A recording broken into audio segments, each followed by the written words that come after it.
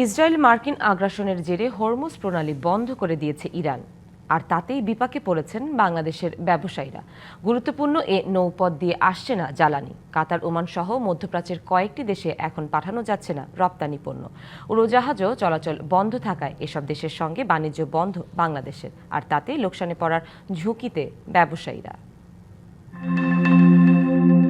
বিশ্বের মোট জ্বালানি তেলের 20% পরিবহন হয় হরমুজ প্রণালী দিয়ে। মার্কিন আগ্রাসনের প্রতিবাদে ইরান বিশ্বের অন্যতম এ বাণিজ্যিক পথ বন্ধ করে দেয়ায় চিন্তার ভাঁজ পড়েছে বাংলাদেশের ব্যবসায়ীদেরও। তাদের শঙ্কা, সংকট দীর্ঘস্থায়ী হলে দেশে জ্বালানি তেলের তীব্র সংকট দেখা দিতে পারে।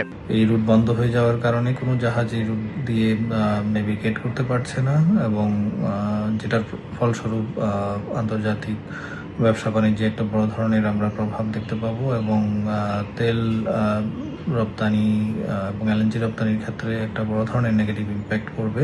হরমুজ প্রণালী বন্ধ হওয়ায় শুধু আমদানি নয়, মুখ থুবড়ে পড়েছে মধ্যপ্রাচ্যের কয়েকটি দেশে বাংলাদেশের রপ্তানিও। শিপিং এজেন্টরা বলছেন, বিকল্প পথে পণ্য পাঠাতে সময় ও অর্থ দুটোই বাড়বে। আমাদের একটি বিশাল শ্রমবাজার কিন্তু এই মিডল ইস্ট কেন্দ্রিক। নায়াসিনামাইড ও স্যালিসাইলিক সমৃদ্ধ লিলি ফেস ওয়াশ, যা ফেসের ডেড স্কিন সেল দূর করে দেয় দ্বিগুণ ফাস্টার ব্রাইটেনিং। এখানে কিন্তু আমাদের দেশ থেকে প্রচুর পরিমাণে কিন্তু বিভিন্ন ধরনের আপনার রপ্তানি পণ্য সহ খাদ্য পণ্য কিন্তু এই দেশে আমাদের দেশ থেকে কিন্তু রপ্তানি হয়ে থাকে। তো আমাদের এই রপ্তানি পণ্য সংগ্রহটা আমার মনে হয় একদম, যদি এই যুদ্ধ কন্টিনিউ করতে থাকে, এটি কিন্তু ভেঙে পড়বে। চলমান যুদ্ধ আর জ্বালানি সংকটের শঙ্কায় চিন্তিত তৈরি পোশাক রপ্তানিকারকরাও। 2023-24 আমরা এক্সপোর্ট করেছি মিডল ইস্টে $438.2 মিলিয়ন এক্সপোর্ট করেছি মিডল ইস্টে। এটাকে ছোট বাজার বলা যাবে না।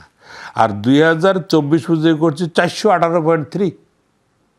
এখন এই মার্কেটটা আমরা হারাতে পড়ছি এই যুদ্ধের কারণে। মিডল ইস্ট থেকে আমাদের যে এলপিজিগুলি আসে, এই এলপিজিগুলি আবার ন্যাশনাল গ্রিড লাইনে ফিড দিয়ে আমাদেরকে দেয়া হয়। এটা যে আমরা ঝামেলার মধ্যে পড়বে, ইন্ডাস্ট্রিগুলির চাপে পড়বে, কস্টে কোথায় গিয়ে দাঁড়াবে আগামী 3-4 দিন পরে, এটা আমরা কেউ জানি না। দেশের অর্থনীতির স্বার্থে সরকারকে দ্রুত জ্বালানির বিকল্প উৎস খুঁজে বের করার তাগিদও দিচ্ছেন ব্যবসায়ীরা। পরিস্থিতি যখন ঠান্ডা হবে তখন সিচুয়েশনটা হয়তো অন্যরকম হবে। আমরা ভালো দিনের অপেক্ষায় থাকবো। Yusuf Rana, DBC news, Dhaka.